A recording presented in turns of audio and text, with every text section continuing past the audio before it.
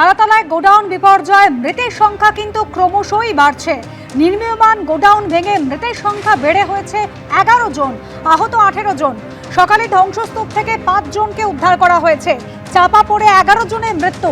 24 ঘন্টা সময় পেরিয়ে গিয়েছে, এখনো পর্যন্ত উদ্ধার কাজ চলছে। আজ সকালে এসএসকেএম ঘুরে যান স্বাস্থ্যমন্ত্রী শরৎ মুখোপাধ্যায়। গোডাউন ভেঙে পড়ার ঘটনায় গ্রেপ্তারের সংখ্যা বেড়ে হয়েছে 5 জন।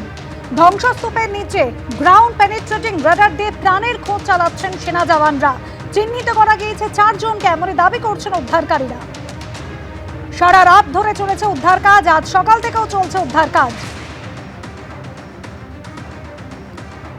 তারাতলা বিপর্যয়ে মৃতদের আর্থিক সাহায্য এবং আহতদের ক্ষতিপূরণের ঘোষণা মুখ্যমন্ত্রী শুভেন্দু অধিকারী। মৃতদের পরিবার পিছু 10 লক্ষ টাকা করে আর্থিক সাহায্যের ঘোষণা, আর আহতদের প্রত্যেককে 1 লক্ষ টাকা করে ক্ষতিপূরণ দেওয়া হবে বিধানসভায়, জানিয়েছেন মুখ্যমন্ত্রী। আমরা চিকিৎসার দায়িত্ব নিচ্ছি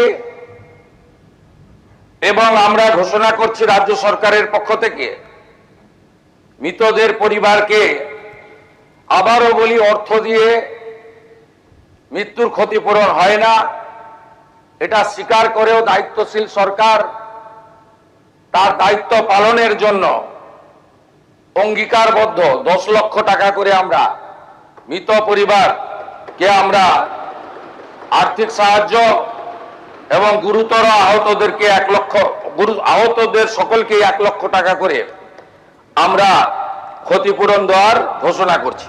এদিকে উদ্ধার কাজ কিন্তু এখনো চলছে। 24 ঘন্টারও বেশি সময় কিন্তু পেরিয়ে গিয়েছে। একবার দুর্ঘটনাস্থলে আপনাদের নিয়ে যায় আমাদের প্রতিনিধি আবির দত্ত, রয়েছেন আমাদের সঙ্গে। আবির, একেবারে গতকাল দুপুর থেকে শুরু হয়েছে উদ্ধার কাজ, রাত পেরিয়ে সকাল হয়েছে, সকাল পেরিয়ে দুপুরের দিকে এগোচ্ছে আমরা, উদ্ধার কাজ এখনো চলছে।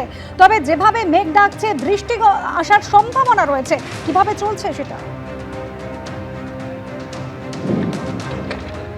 দেখো, এটাই হচ্ছে একটা বিষয়, সেটা হচ্ছে যে টানা আমরা দেখলাম তল্লাশি অভিযান চলছে, কিন্তু এখন আকাশে কিন্তু ঘন কালো মেঘ এবং তার সাথে সাথে বিদ্যুৎ চমকাচ্ছে আমরা দেখছি, এবং তার সাথে এই তল্লাশি অভিযানও চলছে। তো এই ক্ষেত্রে যদি বৃষ্টি পড়ে, সেই ক্ষেত্রে আলাদা কোনো তাদের পরিকল্পনা করেই এই তল্লাশি অভিযান চালাতে হবে। তার কারণ এতক্ষণ যেভাবে তল্লাশি অভিযান চলছিল, সেই ক্ষেত্রে সেটা এখনও চলছে। কিছু লাইটের ব্যবস্থা যে সকাল থেকে করাও হয়েছিল, তারা আগে থেকে অনুমান করছিলেন যে সকালবেলা যদি কালো হয়ে আসে আকাশ, তাহলে সেই ক্ষেত্রে বৃষ্টি পড়তে পারে এবং আলোর সমস্যা কিছু হতে পারে। তো তা এড়ানোর জন্যই আগে থেকে কিছু আলোর ব্যবস্থা করে রাখা হয়েছিল। কিন্তু আরও যদি আকাশ কালো হয়ে আসে বা যদি টানা বৃষ্টি শুরু হয়, তো সেই ক্ষেত্রে কিন্তু তাদের নিজেদের মধ্যে এখন আমরা দেখছি যে তারা কথা বলে নিচ্ছেন।